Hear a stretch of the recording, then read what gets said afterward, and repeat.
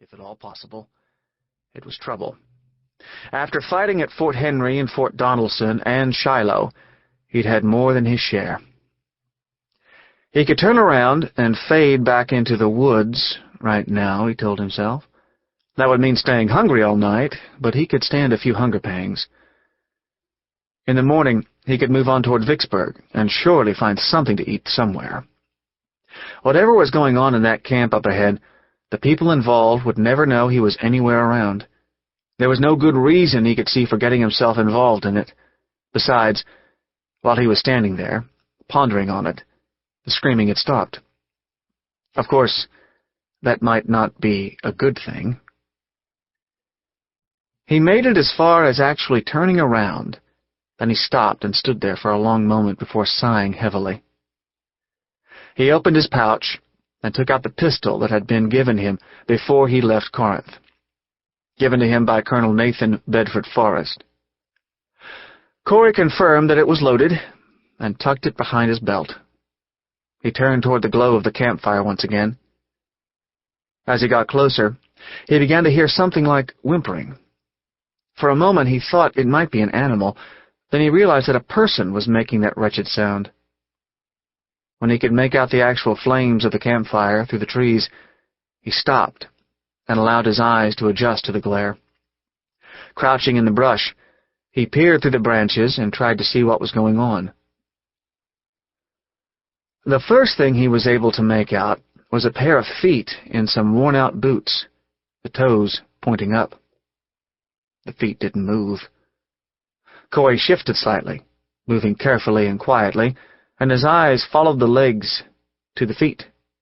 They ended at a man's body, but Cory couldn't make out much of his torso because a woman was draped over him, her back shuddering as she sobbed.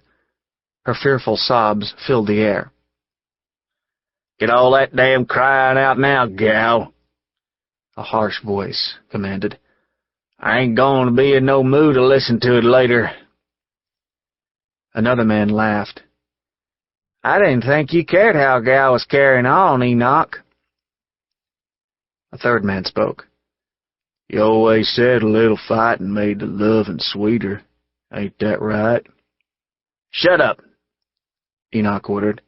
"You shot him before I told you to, so all that caterwauling is your fault, Jarvis." "He had a gun. You seen it yourself. That old horse pistol probably ain't been fired in 20 years. It'd likely blow up in his hand had he tried to shoot you." "Well, I didn't have no way of knowing that, did I?" whined the third man, Jarvis. The second man interrupted. "We gonna eat first or what?" "If you don't let that rabbit burn," Enoch said, "best turn it." "I think I know how to cook a damn rabbit." "Just don't burn it. I don't like burnt meat." Cory's mouth tightened grimly. The three men had just killed a man and planned to rape the woman who was crying over his body, and they were arguing about how to cook a rabbit. He wished he could charge into the camp and gun down all three of them. But that would probably just get him killed, and that wouldn't help the woman at all. Reviewing his options, Cory realized that he could not be sure there were only 3 men at the camp. There could be others who hadn't spoken yet, or who were off tending to horses or standing guard. He just didn't know. As far as he could see, there was only one way to find out. He stood up and started toward the camp, this time pushing through the brush and branches and making quite a racket. That would warn the men that someone was coming, and when he had gone a few feet he made sure of it by calling out, "Hello, the camp!" He didn't want to surprise the trio. "Who's out there?" Enoch shouted. "Answer me, dammit! We got guns." "Stand easy, mister," Cory called back. "Just a lost, hungry pilgrim." He came to the edge of the clearing where the camp had been made. "I smelled your fire, and I was hoping you might have a bite to share," he said as he emerged into the open, moving slowly with his hands half lifted to show that he was no threat. "You alone?" The question lashed at him from a short, thick-bodied man with bristly brown whiskers. That was Enoch, Cory thought, matching the voice with the name he had heard earlier. Enoch seemed to be the leader of this group. He had a pistol in his hand. 2 more men stood next to the fire, to Cory's right. One was tall and slender and had nervous hands and eyes.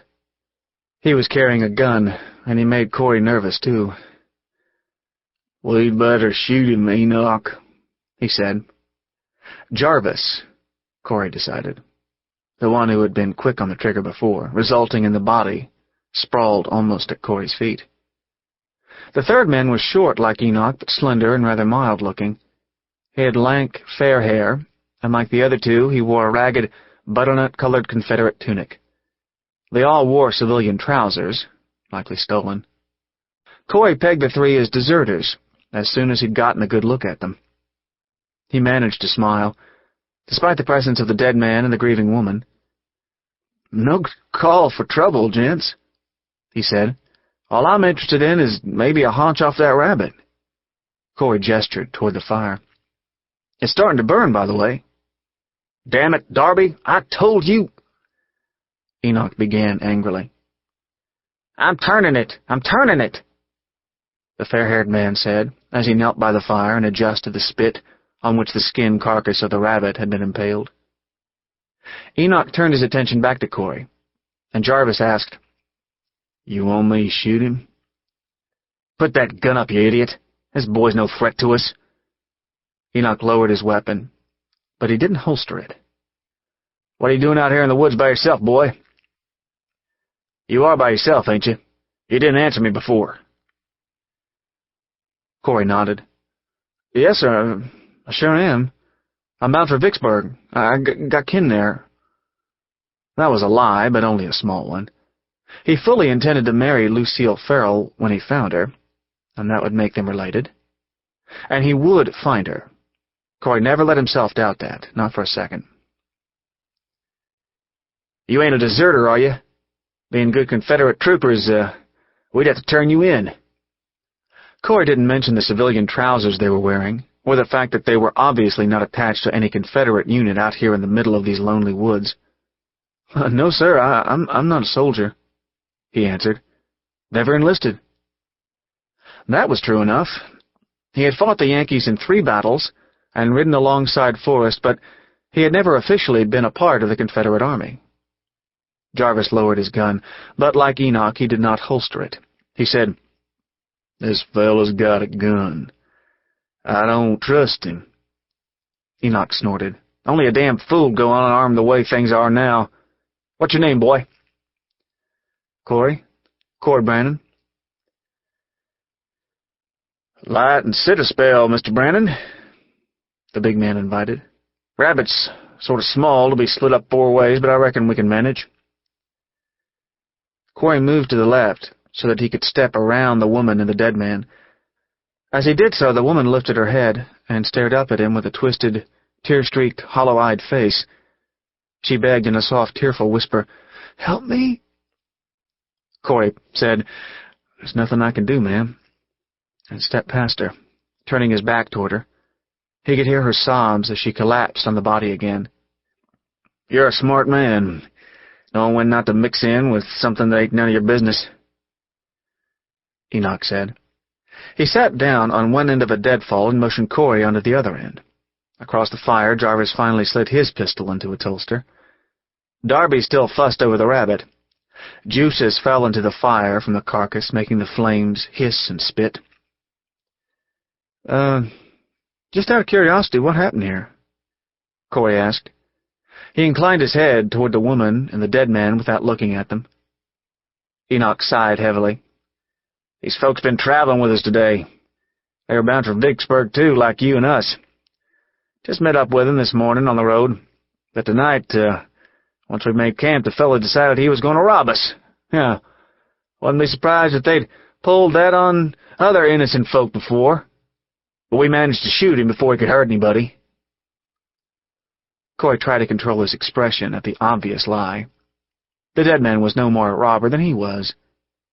Chances were that Enoch and his companions, as soon as they encountered the couple, had planned to kill the man and molest the woman.